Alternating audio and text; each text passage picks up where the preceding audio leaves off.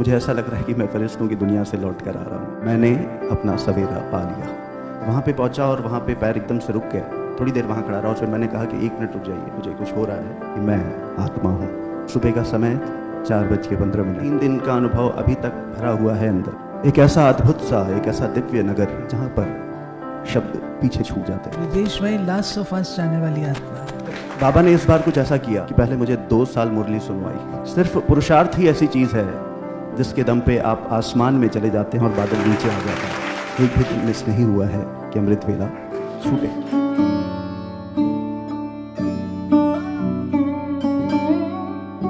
कि जो मधुबन जाते हैं, जाने से पहले या जाने के बाद उन्हें ORC आना चाहिए, या जो सेवा केंद्र के नज़दीक होते वहाँ उनको जाना चाहिए।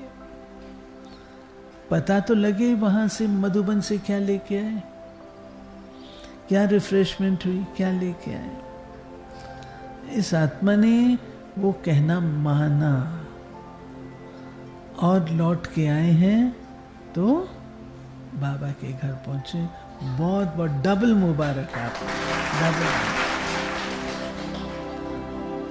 बहुत अच्छा गाते भी हैं और नेक इंसान है, उसमें सब कुछ है। बहुत अच्छे गीतों से योग लगवा देते हैं सबका। हर एक की अलौकिक जिंदगी में कुछ न कुछ विशेष बातें होती हैं, धारणाएं होती हैं।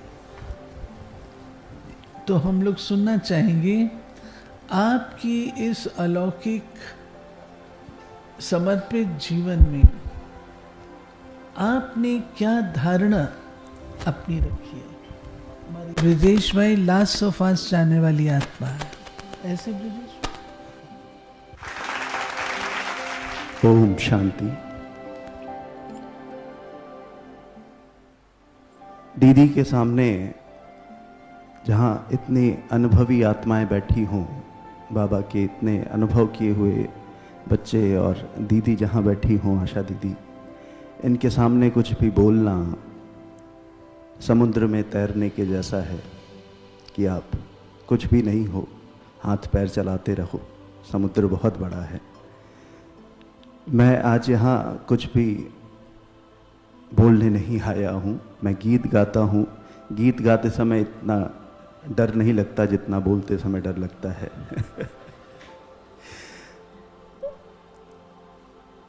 ओम शांति की जो पाठ हम लोग दीदी के मुख से सुनते हैं, ओम का अर्थ है कि मैं आत्मा हूँ। इस बात की धारणा ORC में कराई गई मुझे। मेरा जन्म यहाँ पर हुआ। मैं बहुत अपने आप को परम सौभाग्यशाली मानता हूँ कि आशा दीदी की पालना समय समय पे मिलती रही, मार्गदर्शन मिलता रहा और बाबा हम अपने गीत से, परम धाम के गीतों से अपनी सेवा देते रहे। ओम शांति शब्द की धारणा तो यहाँ पे हमें कराई गई कि आप एक आत्मा हो, आप एक आत्मा हो। मगर इसकी अनुभूति जब मैं पहली बार ज्ञान सरोवर पहुंचा मधुबन, सुबह के 4:15 पर, और जैसे ही गाड़ी रुकी ज्ञान सरोवर में और हम लोग उतरे हारमनी, जहाँ पे हम लोग रुके थे हारमनी हाउस के बाहर, वहाँ उतरने के बाद ही ऐसा महसूस हुआ कि मैं आत्मा हूँ। वो सुबह का समय 4:15 और वहाँ से जो ये अनुभूति शुरू हुई कि मैं आत्मा हूँ, तो फिर उससे वापस आना थोड़ा मुश्किल हो रहा था। एक ऐसा अद्भुत सा, एक ऐसा दिव्य नगर जहाँ पर शब्द पीछे छूट जाते हैं, जहाँ पहुँचने के बाद जो बाबा ने बार बार मुरली में पाठ पढ़ाया कि बच्चे शांति में रहो, मौन को साधो, मौन में जाओ। और वो जगह ऐसी कि जहाँ जाने के बाद शब्द बिल्कुल निरर्थक लग रहे थे, भाव ही बोल रहे थे, मानो आत्मा ही सब कुछ कर रही है। दिल्ली से जब चला तो सशरीर चला था, मगर वहाँ पहुँचने के बाद दीदी ने कहा है कि अभी बात हो रही थी कि भाई साहब ने बताया कि मैं भक्त था, और याद दीदी ने कई बार मुरली में ये बताया कि कुछ छोड़ना नहीं पड़ता है। जब कुछ मिलता है तो चीज़ें अपने आप छूट जाती हैं। और ज्ञान सरोवर ऐसी जगह, पांडव भवन ऐसी जगह, जहाँ जाने के बाद किसी देवी देवता को याद करने की आवश्यकता नहीं पड़ी। सबके संस्कार आपस में इतने मिल रहे थे, इतना बड़ा साम्राज्य कि वहाँ किसी का किसी के साथ विरोध ही नहीं है। सब एक दूसरे को समझ रहे हैं, एक दूसरे को जान रहे हैं। तो ये अनुभूति हमारी इतनी गहन रही कि जब से वहाँ से आया हूँ तो मौन में ही रहने की ज़्यादा इच्छा हो रही है। शब्द कम ही रहे तो ज़्यादा अच्छा है, मगर दीदी ने चूँकि कहा तो बस कुछ बताऊँगा। अनुभूतियाँ तो इतनी हैं कि अगर 6 महीने भी उनको याद किया जाए तो कम पड़ेंगे। इतनी अनुभूतियाँ हैं ज्ञान सरोवर से, पांडव भवन से।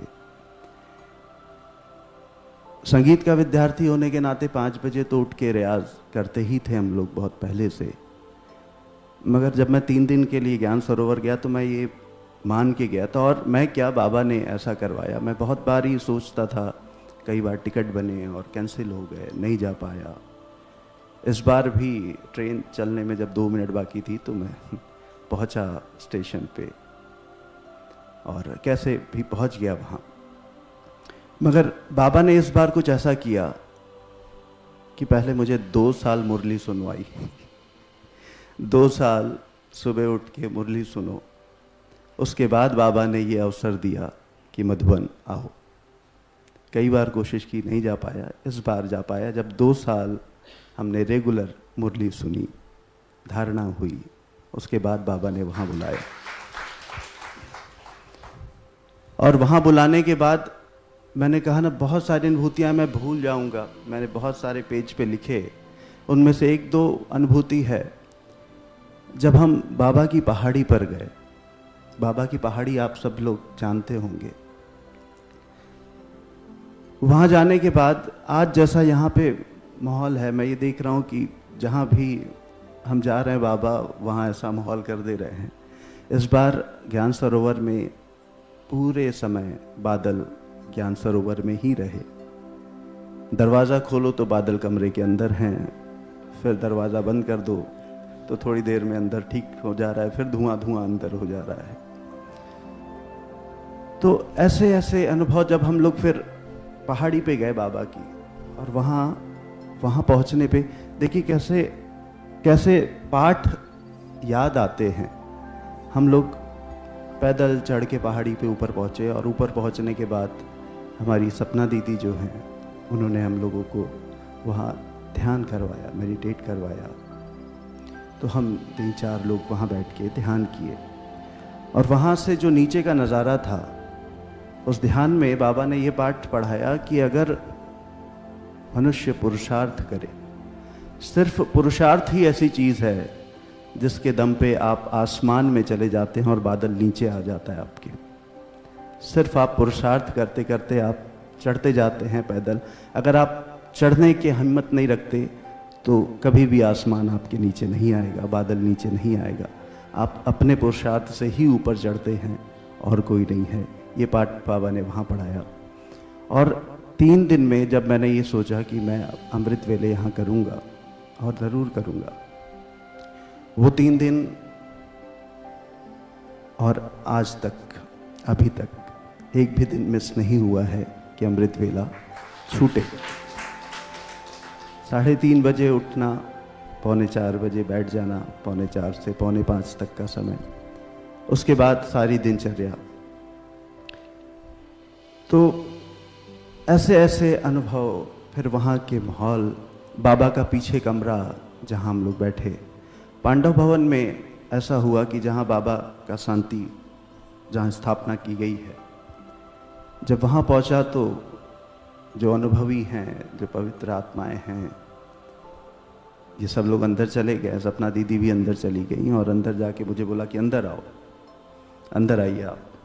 तो मैं जैसे ही उसके जहाँ से बाउंड्री शुरू होती है, जहाँ से सीमा शुरू होती है, वहाँ पे पहुँचा और वहाँ पे पैर एकदम से रुक गए और ये मुझे अंदर बुला रही थी कि अंदर आइए, मगर अंदर कदम गए ही नहीं। मैं थोड़ी देर वहाँ खड़ा रहा और फिर मैंने कहा कि 1 मिनट रुक जाइए, मुझे कुछ हो रहा है, मैं थोड़ी देर बाद आता हूँ।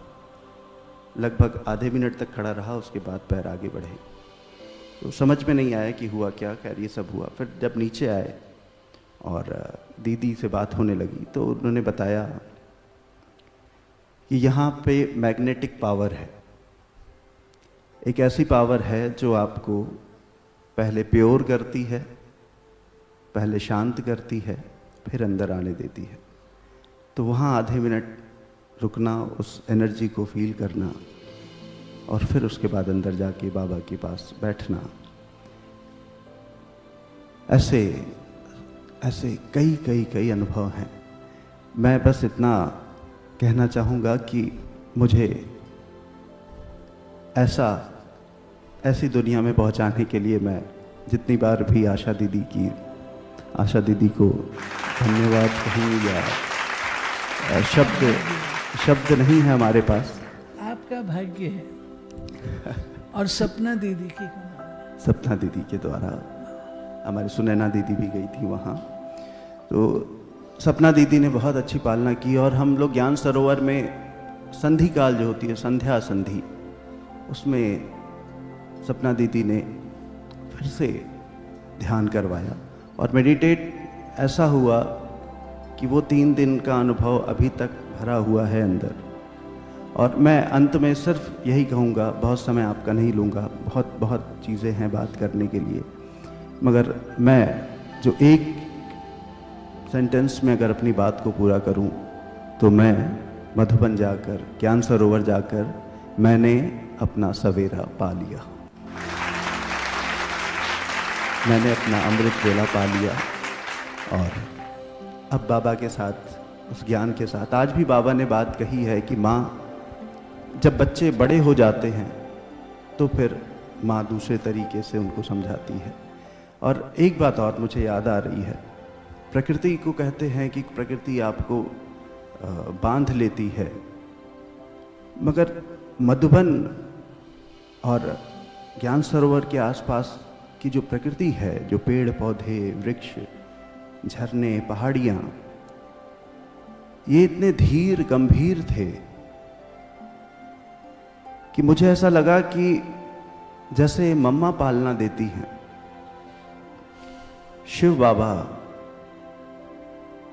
वहाँ तो कण कण में है, वहाँ तो हर जगह है, मगर प्रकृति मुझे ऐसा लगा कि मम्मा के रोल में है, जो अपनी बाँह पसारे हुए अपनी गोद में बैठा के आपको ध्यान करने के लिए बार बार उकसा रही है कि बच्चे इस शांति में घुल जाओ, मौन हो जाओ। और वो ऐसी जगह कि आपको शब्द में आने की इच्छा ही नहीं होगी, आप सिर्फ मौन में रहेंगे।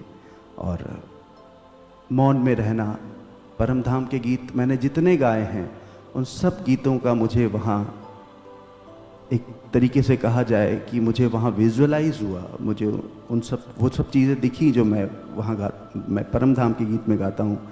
तेरी नगरी में आकर भगवन हो रहा सुगत एहसास, मुझे भाए अनादि धाम मेरा, मूल वतन मेरा घर। तो मैं फरिश्तों की दुनिया से, मुझे ऐसा लग रहा है कि मैं फरिश्तों की दुनिया से लौट कर आ रहा हूँ अभी। वहाँ सिर्फ फरिश्ते, सिर्फ बादल, शांति, प्रकृति, शिव और आत्मा, सब एक दूसरे को बस देख रहे हैं, महसूस कर रहे हैं, चुप हैं, मौन में हैं। इतनी सी बात बस कहना चाहता हूँ। ओम शांति। गीत तो गाएंगे ना, गीत तो गाएंगे ना, गीत तो गाना है ना।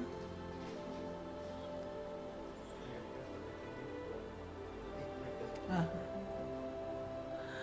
बहुत अच्छे अनुभव आपने सुनाए। और देखिए, मधुबन जाने से पूर्व आपने अपने आप को तैयार किया। 2 वर्ष तक मुरली सुनना और धारणाओं पे चलना, उसके बाद मधुबन जाके अधिकारी के रूप से गए। तो ऐसी आत्मा को फिर शक्ति भी बाबा देते हैं, अनुभूतियां भी कराते हैं और उनकी कला में विशेषता भी और भरते हैं। तो ब्रजेश भाई के गाए हुए गीत बहुत प्रसिद्ध हो गए हैं। हमारी सपना दीदी ने लिखे, सपना बहन आपने लिखे ना सारे, सपना दीदी ने सारे लिखे और ब्रजेश भाई ने उनको प्यार से गाया। कितने अच्छे परम धाम के गीत होते हैं, एकदम बुद्धि चली जाती है, पुरुषार्थ नहीं करना पड़ता है, सारे गीत बहुत अच्छे हैं। तो जैसा मैंने बताया कि वहाँ पे जैसी अनुभूतियाँ हुई, उनमें से एक जो अनुभूति हुई वो मैं इस गीत के माध्यम से आप सभी के सामने रखता हूँ।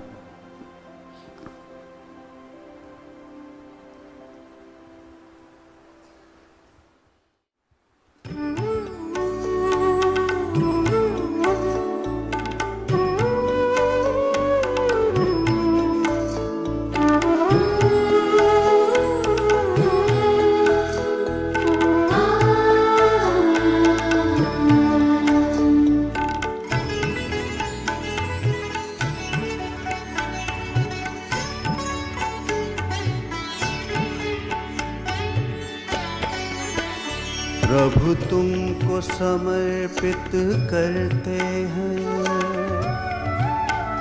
प्रभु तुमको समर्पित करते हैं अपना ये जीवन सारा। तू सच्चा जीवन साथी है प्रभु इस दुनिया में हमारा, प्रभु इस दुनिया में हमारा। प्रभु तुमको समर्पित करते हैं अपना ये जीवन सारा। तू सच्चा जीवन साथी है प्रभु इस दुनिया में हमारा, प्रभु इस दुनिया में हमारा। प्रभु तुमको समर्पित करते हैं।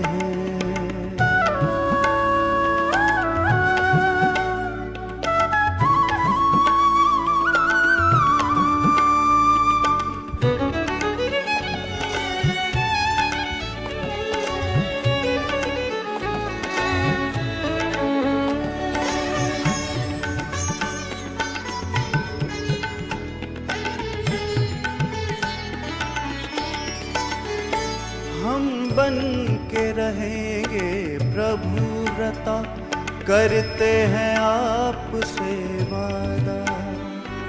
सदा करेंगे पालन तेरी स्नेह से हर मर्यादा।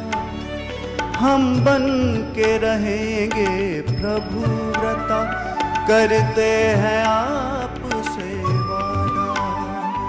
सदा करेंगे पालन तेरी स्नेह से हर मर्यादा। सर आँखों पर रखेंगे हम, सर आँखों पर रखेंगे हम, जो मिलेगा तेरा इशारा, जो मिलेगा तेरा इशारा। प्रभु तुमको समर्पित करते हैं अपना ये जीवन सारा।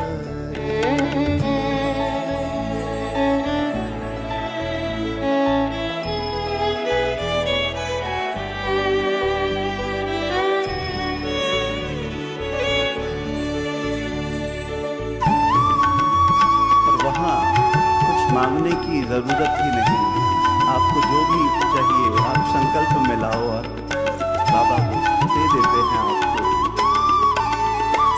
जिस हाल में तू रखे हमें सब कुछ है मंजूर। उम्मीद तेरी जो हमसे है उसे करेंगे पूरा जरूर। जिस हाल में तू रखेगा प्रभु हमें सब कुछ है मंजूर। उम्मीद तेरी जो हमसे है उसे करेंगे पूरा जरूर। दिल करता है आभार तेरा, दिल करता है आभार तेरा, तूने हमें स्वीकार, तूने हमें स्वीकार। प्रभु तुमको समर्पित करते हैं अपना ये जीवन सारा।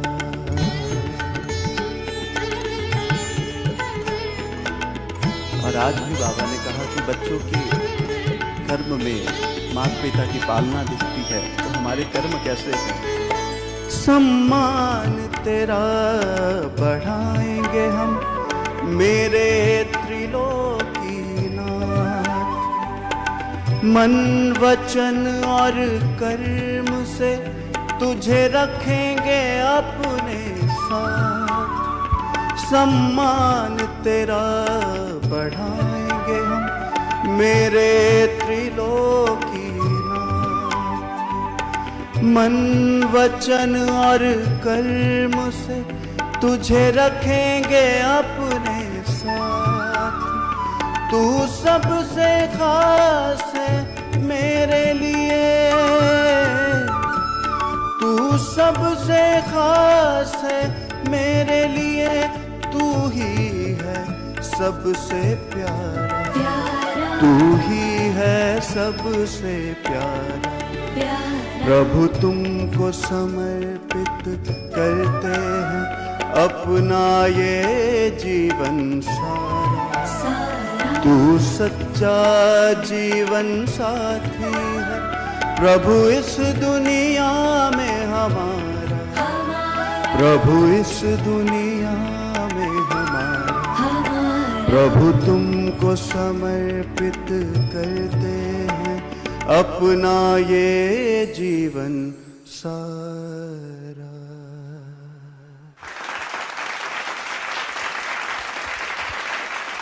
ओम शांति।